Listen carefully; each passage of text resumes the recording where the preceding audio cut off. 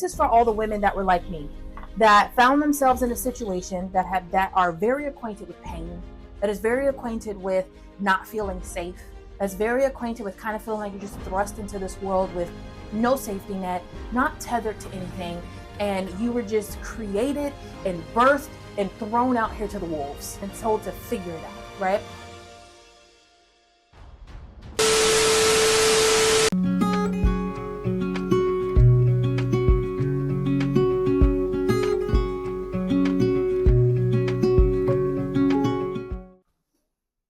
Well, hey you guys. Welcome to Tea Time Tuesdays. So originally I was gonna do this as like a sit down, like talking head video, but I'm literally in my kitchen. I just got done putting on dinner for the week in my crock pot and I'm cleaning up, and I just really felt like I wanted to come up here now and I guess talk about what I was going to talk about for Tea Time Tuesday. So you guys will just be with me as I'm cleaning my kitchen. So if you hear me um doing this on my sink, it's because I'm cleaning up and you guys are just going to be here with me as I'm doing it. So the first part that I want to talk about is like if you look at my kitchen, my kitchen, it's not like it's not super big at all. Like actually what you guys can see right now is about 80% of my kitchen. I have a small counter right here that you can see with my microwave, and then I have a counter over there. As a matter of fact, let me give you guys a shot so that you can see my entire kitchen, okay? All right, now you can see my entire kitchen. And so this is my kitchen, which I've now said like 5 times. So, but the reason why I wanted to show you my kitchen is because as tiny as this kitchen is, it's my kitchen, right? I love my kitchen. I'm going to show you guys my office, okay? So as tiny as my office is, this is my office. I love my office. This is the entire office. I love my office. Let me show you guys my front room. You guys, this is my front room. I love my front room. It's my living room. I have a section over here for my plants, and they got a plant light because the lighting is just horrible in this apartment. But this is my front room. My TV's over there. I don't know if you guys can see it. Can you see my TV? Yeah, it's right there beside the thing. But this is my couch, like I said, in all of its wonderful glory. You guys, I made this by hand. I made this. I just wanted to show it real quick. But I made this. I crocheted this entire blanket to go with my color scheme on my wall. This is a fake wall because what's behind it is my daughter's room, which I'm about to show you because this is, I'll tell you guys in a minute. Actually, before I show you my daughter's room, let me show you my walkway. This is my walkway. Like this is the entrance to my home. I painted this myself. I repurposed it. It was an old picture from my dad, and I repurposed it and painted it myself. But this is my front door. Hi, outside world. It's my front door. This is everything. This right here is my bookcase. It's my baby, my pride and joy. This is my bookcase, right? I love her. I have a vision for her in the future, and my vision for her is that, hold on, let me, so you guys could actually see me. There we go. And my vision for her is that I will own a home one day where I will have an entire room that is filled up, down, wall to wall with books. And I've read 80% of them. And this is just a sliver, which I've read pretty much 90% of all the books you see in here. This is just a sliver of what I want to have one day on a massive scale. I want to have like the little librarian ladder. I want to have the desk. I want to have the big old globe. I want a library. I truly do. And so this is my current library. So let me go ahead and show you guys my daughter's room. Okay? Dun, dun, dun, dun. This is my daughter's room. So let's look at this in all of her glory. But this is her bedroom. This is her entire bedroom. Let me see if I can get you guys a really good shot of it. You see, you know that wall that was in my front room? Let me put this. This is the wall, but this is my daughter's room. and she has a bed, she has a nightlight, she has her little toys over there, well, her dollhouse. But this is her room. This is my daughter's room. And it is half of the living room. So I turned, because this is technically a one bedroom. Let me put you over here so you can see me. This is technically a one bedroom apartment. And as you can see back there, there's my bedroom. The bed's not made in all of its wonderful glory. The bed's not made, but this is her room. And then back there is my room. And in my room is the bathroom. And my room is not much. I'll let you have a little peek at it, but this is my room. And then that door over there is the bathroom. And then this is my room. That's my little closet thingy. Hold on. Okay, let me get a little steady. My little closet. And then this is like my little success wall. I borrowed this information from a YouTuber. I'll put her name. It's like the ADHD coach, but it was her thing for success. I have this on my wall over here. And then, but this is my room. And so I'm showing you guys all of this. We'll come back to the kitchen in all of its glory. I didn't clean nothing. I didn't do nothing. I'm just showing this to you guys in all of its current glory because it goes into what I wanted to talk to you about. And what I wanted to talk to you about is, although this is 501 square feet, it's tiny, you guys. We're not gonna act like it's bigger than what it is, right? It's tiny. It's essentially a shoebox, but it's my shoebox. This is my shoebox. This is 501 square feet that in 2019, I did not think was possible. In 2019, I made a decision that I was tired of what was going on, and I had no plan. I had no idea what we were going to do. I just knew what I was currently doing. I don't want to do that anymore. I wasn't talking to Jesus. I didn't have a relationship with Jesus. I didn't have people giving me money. I was making what? $14 an hour. Like, so it wasn't, I am a regular, schmegular woman, everyday person, the person you run into at the grocery store that's just trying to make it work. I am the girl that was in a relationship, got pregnant, the man left, and I was here to raise the kid all by myself, even though I had no idea how to even raise myself. And I had all these wounds and all these traumas, which I can list them all day long and have you all sympathizing. But the point of this video is to tell you that I made a decision one day that this is enough. And it wasn't some crazy vision board moment, but I just literally physically could not do it anymore. And the Lord just brought it back to me 2 days ago, literally 2 days ago, that, well, maybe 3 days ago now, that like, you made a decision in 2019, and by 2023, you were living in that decision that you made. My decision was what I was currently doing, I didn't want to do anymore. And what I wanted was a home for myself and my daughter. I wanted the ability to take care of that home by myself.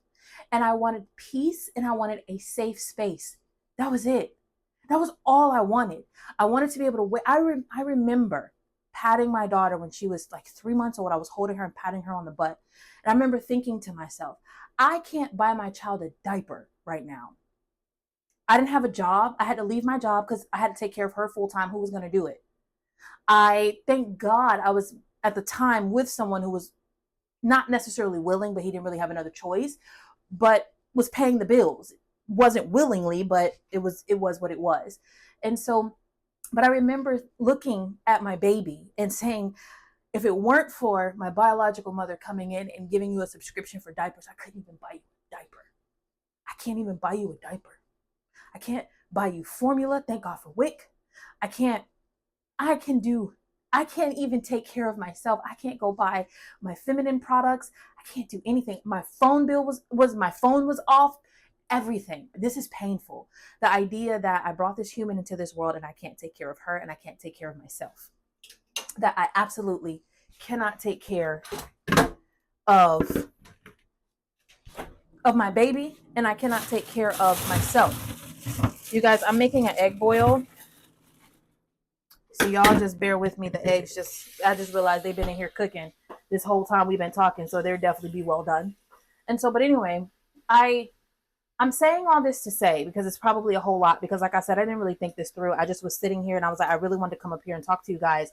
But what I'm really trying to say is, and this is for all the women that were like me, that found themselves in a situation that are very acquainted with pain, that is very acquainted with not feeling safe, that's very acquainted with kind of feeling like you're just thrust into this world with no safety net, not tethered to anything, and you were just created and birthed and thrown out here to the wolves. Because essentially that's what my parents did, you know? But and you were just thrown out here to the wolves and told to figure it out, right? You find yourself with babies, or you find yourself in bad relationships, or you just find yourself in a situation where one day you wake up and you're like, this is not working, but you have no idea how to make it work. Now, it took a lot of time, it took a lot of pain, and it took a lot of trial and error for me to even get to this place. So, the purpose of me coming up here is that if I can tell one of you something that shaves off 5 years worth of ups and downs and heartbreaks and bruises and all those things to get to this place, it's all worth it. This is my home that I come home to every day, that I've taken care of for over 2.5, almost 3 years. I've paid rent late maybe twice because of outside things that were happening. I've kept my bills up on time. I've been able to take care of my daughter. All of our needs have been met. I've been able to build a beautiful life for me and my daughter through the power of the Lord. And I didn't even know the Lord. I wouldn't even talk to the Lord. So you don't even got to be all super religious and all these things and have this deep relationship with the Lord. Like, I didn't. I did not. Like, if anything, I was like, you can kiss my butt. Like, because I don't, who are you? And anyway, I do now. I have a relationship with the Lord now. But I did not have a relationship with the Lord at that time. So I say that to say, like, don't think that this is just for people who go to church or people who are Christians or people who are, you know, good at being saved and all these different things. Like, no, the life you want is available to you. You just have to make a decision. And when you decide, it was Myron Golden who said this, that when you decide, you cut off all other possibilities. Now, there are times when making those kinds of decisions is the most important thing you can do. And I think for me, especially the trajectory that I'm on right now, that one decision, when I came home from North Carolina and I looked my boyfriend in the face, and look, y'all, it was absolutely asinine. Not even asinine, insane. Like, not even insane, because it was just, by all standards, it made no sense for me to walk in that house that day and say, we're done. Like, but I did it in a nice way. It wasn't just like mean, but we sat down and like broke up. Now, that man that day could have decided to put me out because it was his home and we were no longer together and I was no longer serving the purpose that I thought I was serving for him, later to find out I was. But anyway, and so, but he could have that day decided, well, you have to find somewhere else to go. He would have had every right to do so. But I was so fed up. I was so done. I was so tired. And this was not even one of those like, oh, I got strength left. I had no strength left. I was like, if I put myself in this situation one more time, because I found myself in a very dangerous situation, if I do this one more time, I may not live. I cannot keep playing Russian roulette with my life and Russian roulette with my feelings and Russian roulette with my heart. And even if I don't want to do it for myself, I have a whole kid that, if for the sake of pride, I don't want her to grow up saying that her mother was a terrible mother, because that's what I was saying about my mom for the longest. For the sake of just looking good. Now, later, it became more than that. But at the time, it was like, just for the sake of saying I did something well. I don't want my kid growing up and being like, she had a terrible mom. And she's my kid. And I don't want to look like in society like, oh, you failed as a mother. So, I mean, I'm being honest. It wasn't because I loved my daughter oh so much. It's because I just didn't want to look like a failure in society. It started out that way, but then it became more about my daughter over time and my love for her over time. But in the beginning, that's not what it was. It was all because I didn't want to look bad in front of other people. And what's worse than a mom who has her kid taken from her?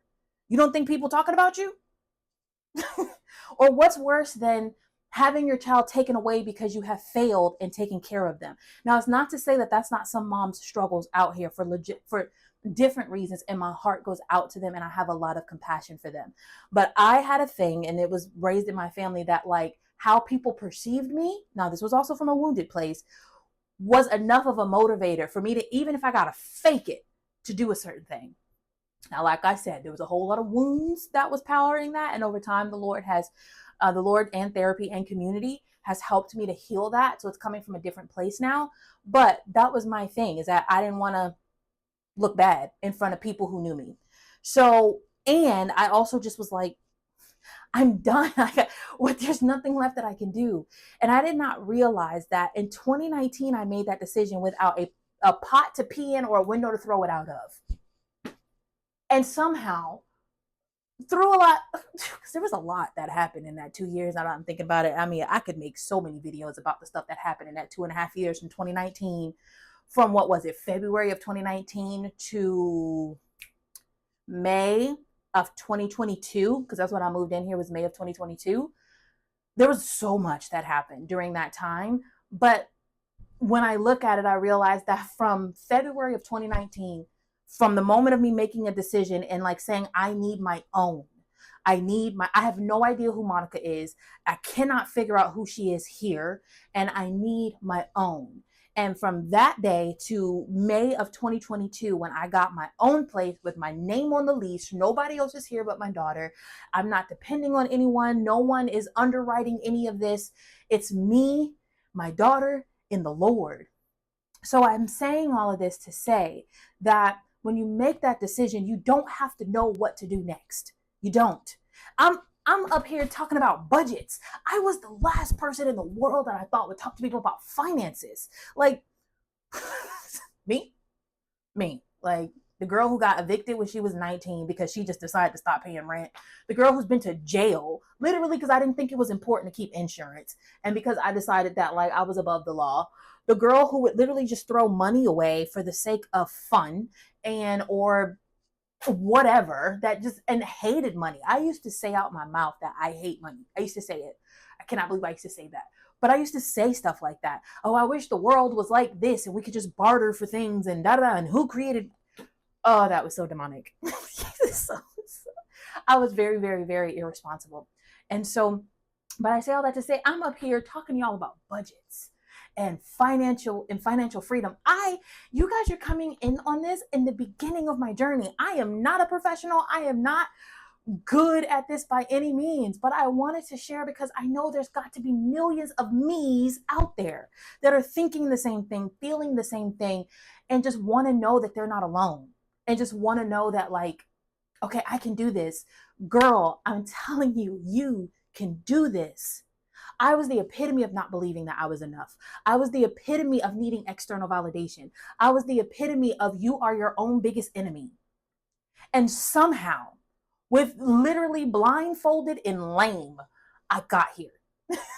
And I've been here and been sustaining here. And not only just sustaining, but thriving. Like I said, it's 501 square feet, but it's my 501 square feet. And you cannot come through that front door unless I tell you you can. And this home, when I walk in here, I remember when everything I owned fit in the back of a Kia. Not a big Kia either, like the one up from a Kia Rio. Everything I owned fit in the back. I just need to make sure stuff is still turned on. Everything I owned fit in the back of my freaking Kia. I remember that. I remember not having a home with a baby. I was essentially homeless because I was living with my boyfriend and my name wasn't on nothing. The only thing I had was my car and my kid. My car and my kid. That was all I had. And somehow, me, this girl right here. Oh, I'm about to say we got a little activity going on with these eggs. Me, this girl right here, has been taking care of her own home. Everything in here belongs to me. And I have to have a U-Haul to move. I just need somebody to hear this and somebody to understand that you don't have to know the way. You don't even have to know that, like, you're even going to do it. You don't have to believe. You don't have to. You just have to decide. That's it. And the Lord revealed that to me. He was like, and I was sitting here and I was like, I wasn't using nobody Bible. I wasn't doing no self-help, no healing, no none of that. I just made a decision and I stumbled through the dark and I bruised myself and I broke a few things along the way and all of those, a lot. But I say all that to say, I still got here. The Lord was faithful even in that. and I still got here. And so I'm up here sharing these things with you guys so you guys don't have to go through all the stuff I had to go through to get here. And then as we propel and go even further, you guys don't have to do everything. I'm the test dummy, okay? I'm here testing it out so you don't have to. And I can tell you, okay, this works, this doesn't work. Maybe this will work for you. It didn't work for me. Like, trust me. I am looking out. I want you to have the best. I want you to know that you're enough. And I don't want you to have to go through the freaking ringer to get there. Now, the Lord built me to go through the ringer for whatever reason. I was very mad at him for a very long time for like, why did you make me that way? Right? Why I got to be the one to go first? Why I got to be the one to get knocked out and all the things and figure out how to get what? But then eventually I stopped saying why me, and then started saying why not me. There's a song by Tasha, I think it's Tasha, it's the Why Not Me. And I think it's Tasha Cobb Leonard. I think it's her. But look it up. It's Why Not Me. And that song was very transformative for me because it changed the way I thought about it from, okay, why me, why me, why me, to like, why not me? The things that I have been through, the things that I have experienced, seen, been in the middle of, around, I realized it took me a long time to realize that a lot of that was not just for me. It was so that I could talk to you and I could relate to you and I could tell you I know what it is to be in an abusive relationship. I know what it is to have abusive things happen to you, all down the list. Every single one of them have happened to me. Yes, all of them, except being sold. But all of them have pretty much happened to me. Or I've experienced it, I've been around it, I'm intimately acquainted with it. I wanted to know why I gotta be the one that didn't have a dad, why I gotta be the one that didn't have a mom, why I gotta be the one that don't have siblings and lose your entire family by the time you're 17, why I gotta be the one that's gotta be adopted, and why I gotta be the one that's got, like, why does it have to be me? Why I gotta be the one to learn everything trial by fire? It's so you can get this information and you can go from point A to point B a lot faster and a lot easier than I did. And I'm willing to do that. As long as you're willing to listen and you're willing to take the, even if you're not willing to listen, take the information, I'm still going to do it because it's in me. And I'm over fussing at the Lord about it and being mad about it, and I might as well use it. So, with that being said, just make a decision. You don't have to know the way, you don't have to know anything, you don't even have to believe it. Just make the decision. And you will look up one day and just like I did and realize from the moment I made the decision to where I am now, look at what all has happened without me even knowing it. And then I want to leave you with this one last note. And for a lot of people that are like me, that my thorn that I struggle with is believing that I'm enough, right? And with my biological father just passing, that's really brought up a lot of deep wells of emotion in me, and some areas that needed light shined on it that could have only happened in his death. And the closing of some doors that, as painful as it is, knowing that I would never have the opportunity to be intimately and deeply known by my earthly father because now he's passed away. It's not like he knew me well while he was alive, but there was always that opportunity because he's alive. But now that he's passed, there's no opportunity for him to deeply and intimately know me.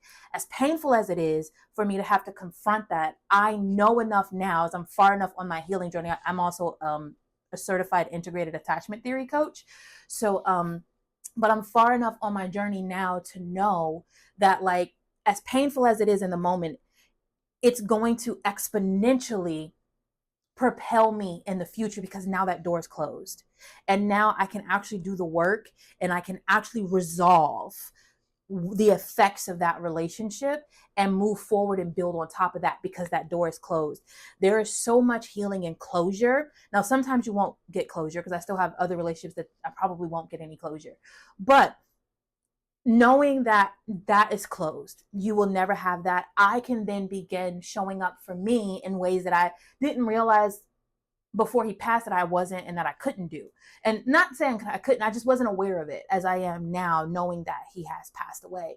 And so I want you to know, for like I said, for me, I really struggled a long time with believing that I was enough. And just how I am, who I am, changing nothing. Don't lose 10 pounds here. Don't get smarter there. Don't change your skin color here. Don't, just simply Mani is enough. I want to leave you with this note to know that if the Lord thought that the name I am was enough, then I am enough. And so I'm going to leave you guys with that.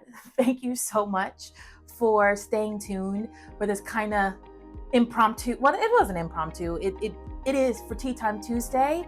And just make the decision and know that who you are, how you are, where you are is enough. And so I will see you guys in the next Tea Time Tuesday. In the meantime, make sure you check out my budget videos. They upload every Friday. The Tea Time Tuesdays upload every other Tuesday. And they're going to be a kind of a hodgepodge. Y'all let me know what y'all like. I will do it in whatever format you guys like. Maybe the next one will be a little more professional. Sitting down, talking head video, makeup slayed, hair slayed, all the things. Because I'm just extra like that. But I want you guys, please like, comment, and subscribe and share this video. Share this channel so we can grow our little community of YouTube over here. And we are definitely doing life, faith, and finances the Divergent way. As you guys can see, we've kind of changed up some things like on the channel, but it feels more authentic to me and really what I'm trying to convey. And so we're doing all of these things the Divergent way, and we're just taking this journey to financial freedom so that we can wake up every day and flutter without being tied to a clock or having a lack of resources. The thing I want to do is ministry 24/7. I love doing things like this. I love going out into my community. Sometimes I love going out into my community and doing things, and I want to be able to have the freedom to do what's laid on my heart to do every single day without being tied to anything that I don't necessarily want to be tied to. So if that sounds like you, if that's anything you're interested in, make sure that you join our community. And if you just want to watch, if you just, because I'm a little crazy, a little eccentric at times, and at other times I'm so soft and demure, it's like ridiculous. Make sure you join our little community over here. And again, I will see you on the next Tea Time Tuesday. Bye.